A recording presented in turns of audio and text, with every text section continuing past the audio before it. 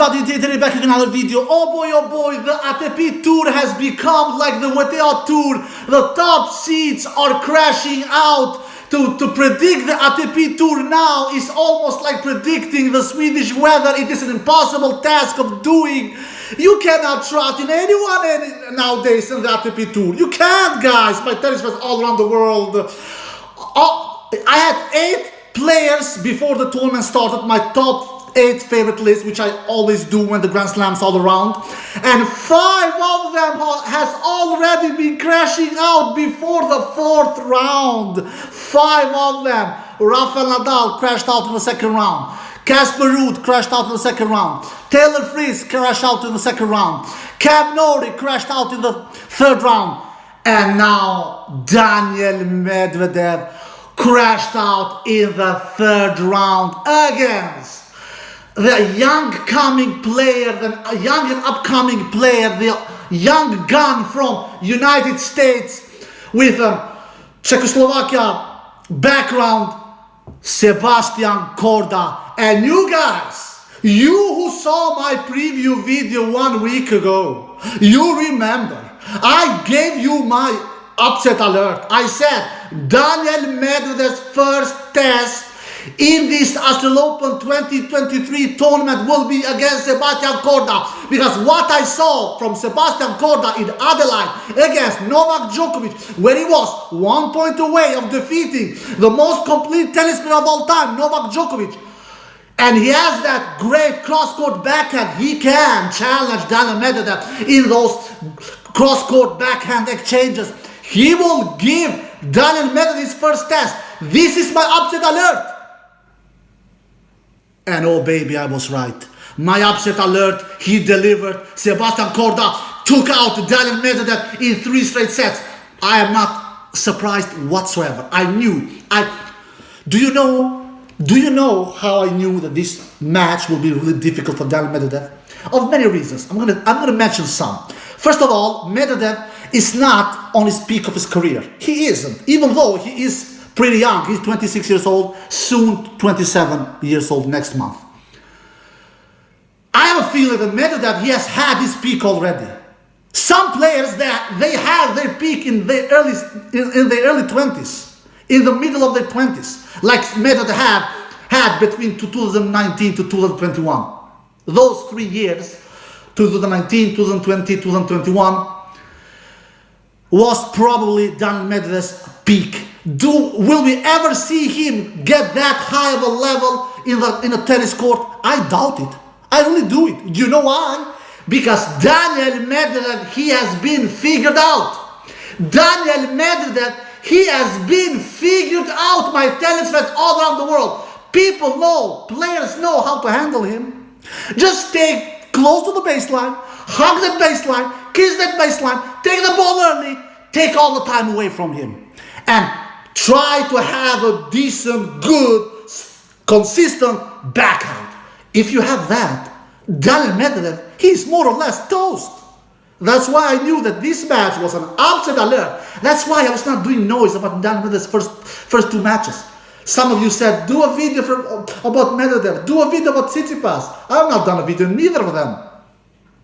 You know why? I knew that Medvedev, first of all, I never predicted Medvedev to go to the final. You know, I have my final, Djokovic and Tsitsipas. Those 2 players, I believe, will go to the final, if Djokovic can maintain healthy. Because that hamstring is probably much more worrying than we guys think. I believe so.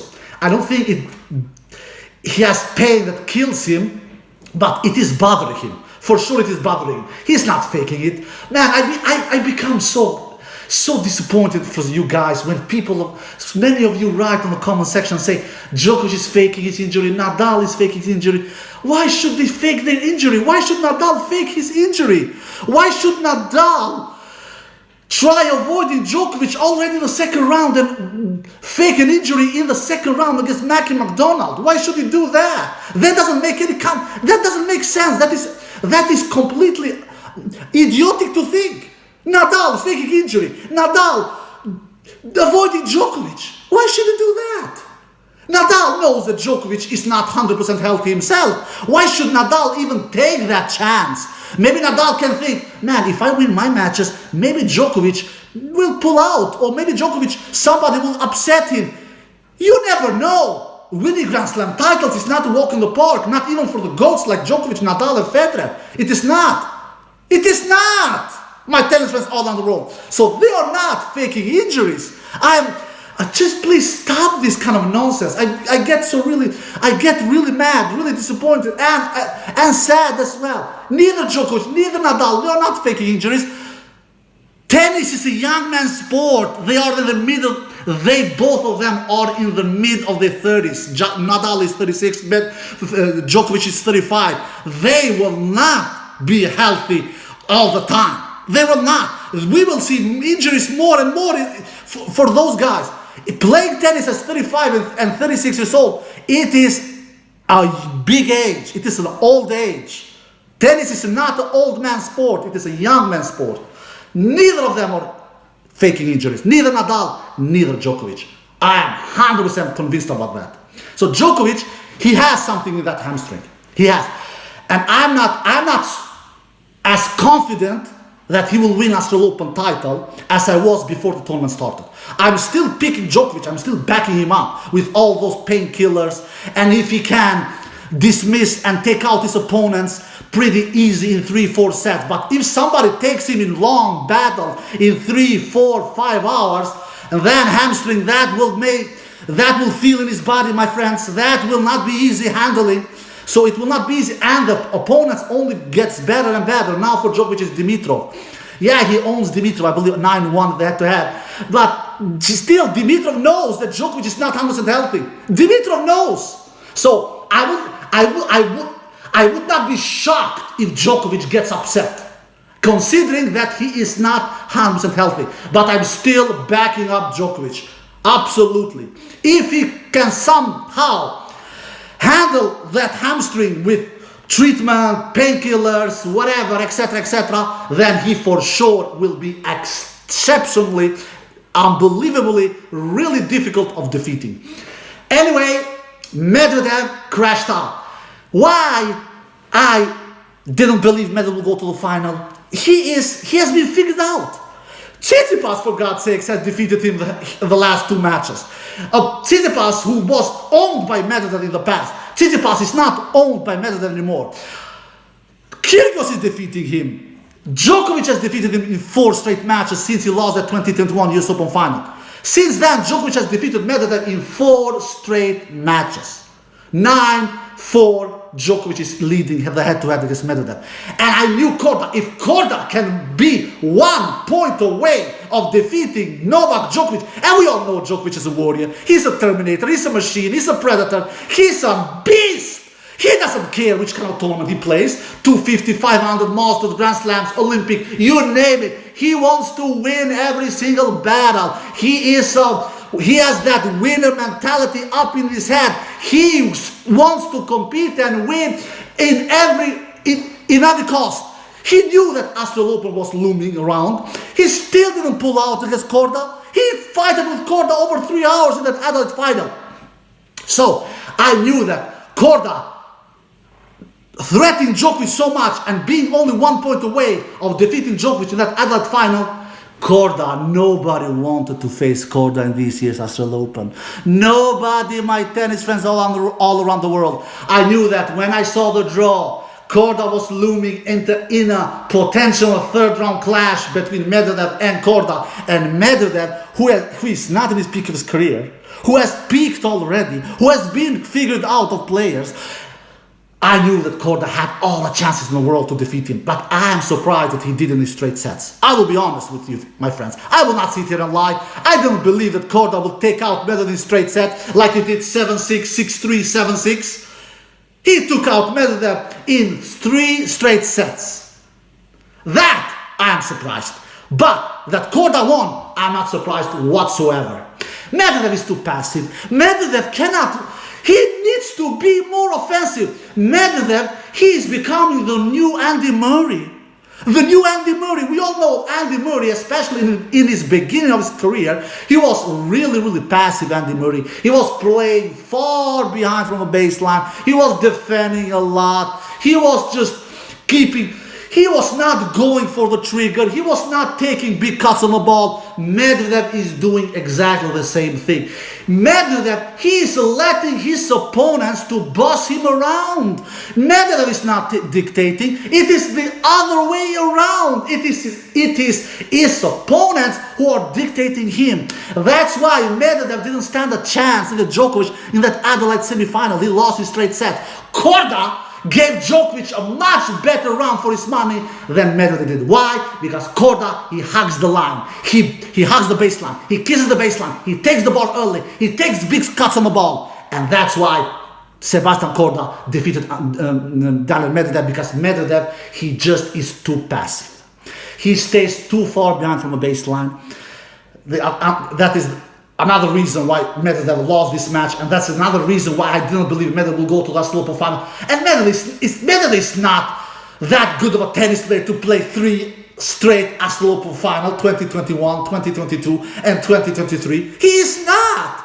He's not that good of a tennis player to play 3 consecutive Australian Open finals.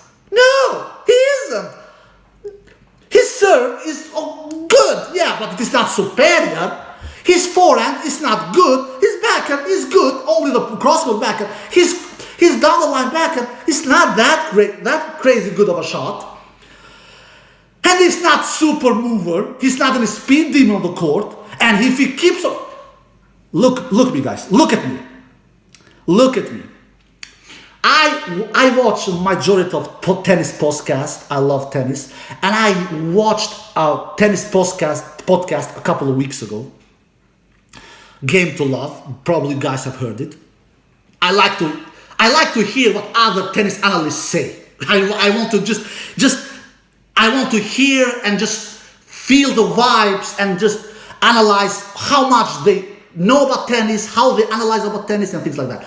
And in that podcast a couple of weeks ago, I said in that podcast, I don't think Daniil Medvedev will win another Grand Slam title. And I meant it. And those two guys, they were laughing at me. Man, you're crazy, Inter. Are you kidding? Are you joking? He will win more Grand Slam titles. Those guys believe that he will win 8 Grand Slam titles. 8 Grand Slam titles, my God, that will never happen. Daniil Medvedev winning 8 Grand Slam titles, that will never happen. Trust me, my tennis fans all around the world. Daniil Medvedev winning 8 Grand Slam titles is like me dating Kim Kardashian. That is how much of a chance Daniil Medvedev winning 8 Grand Slam titles. How in earth can those guys say Medvedev will win 8 Grand Slam titles? Me predicting Medvedev will not win any more Grand Slam titles, I maybe will be wrong. I may be exaggerated about that. And if Medvedev wins more Grand Slam titles, it will be maximum 1 more. 1 more. Maximum. Maybe he can win 1 more. It is not. Maybe. He has a 50% chance. But it is not any certainty that he ever wins more Grand Slam titles. It is not.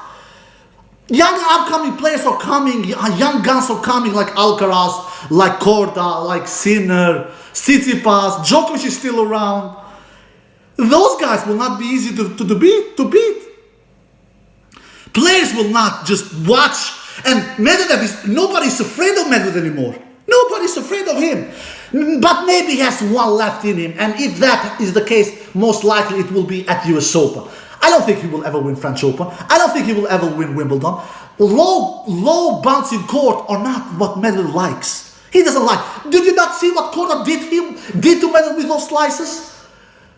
Korda had the perfect game plan, holding the cross-court backhand towards Medvedev's backhand, and sometimes Korda was slicing, and Medvedev couldn't handle that slice. Sometimes Korda was attacking the net, and when Korda saw the opportunity, when he saw an attackable ball, he just went into the court and was blasting forehands, inside-in forehands, cross-court forehands, you name it.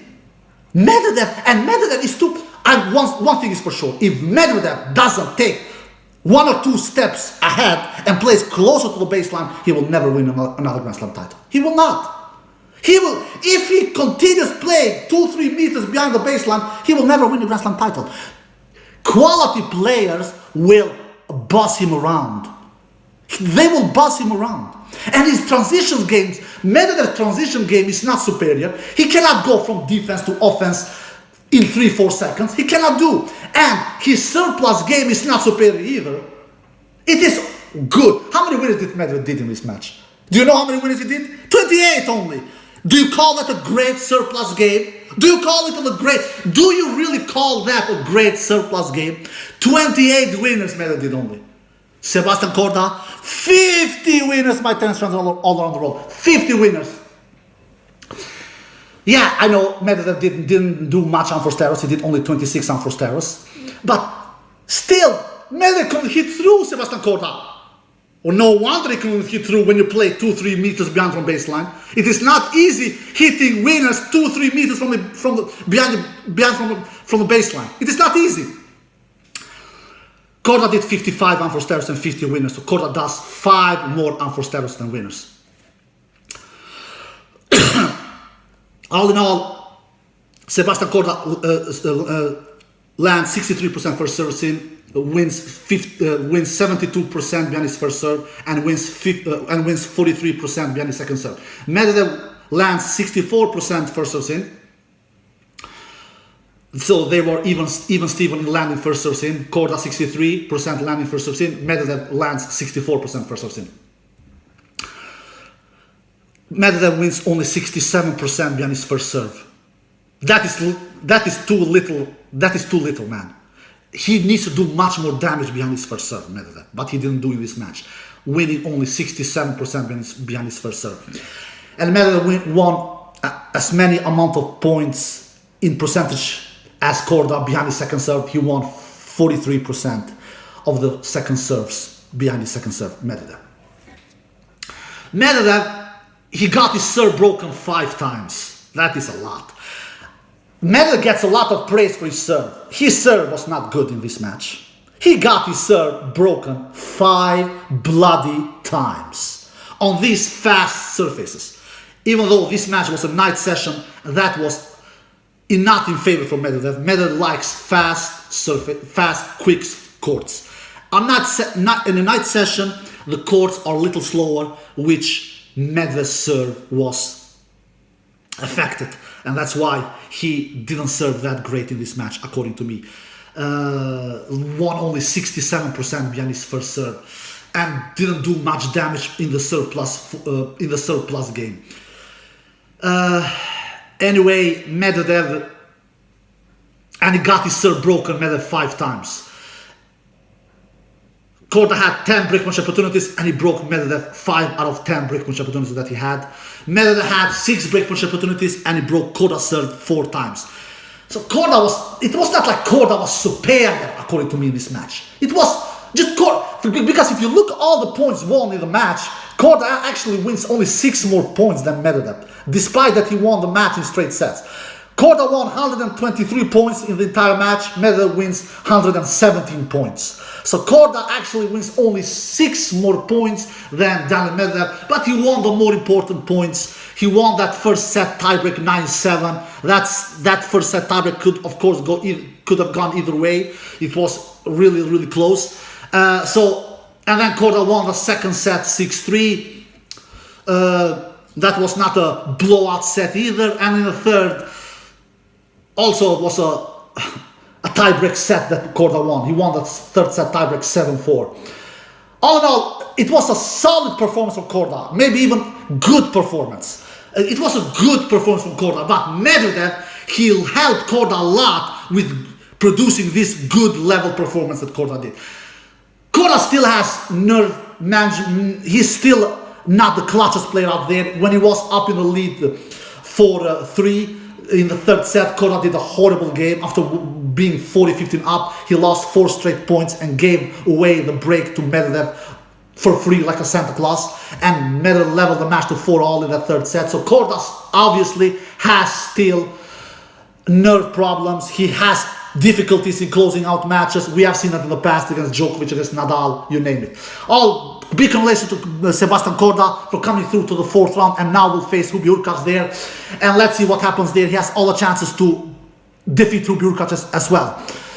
Alright guys, I hope you enjoyed the video. If you did, give us a thumbs up, subscribe, see you next time. Peace!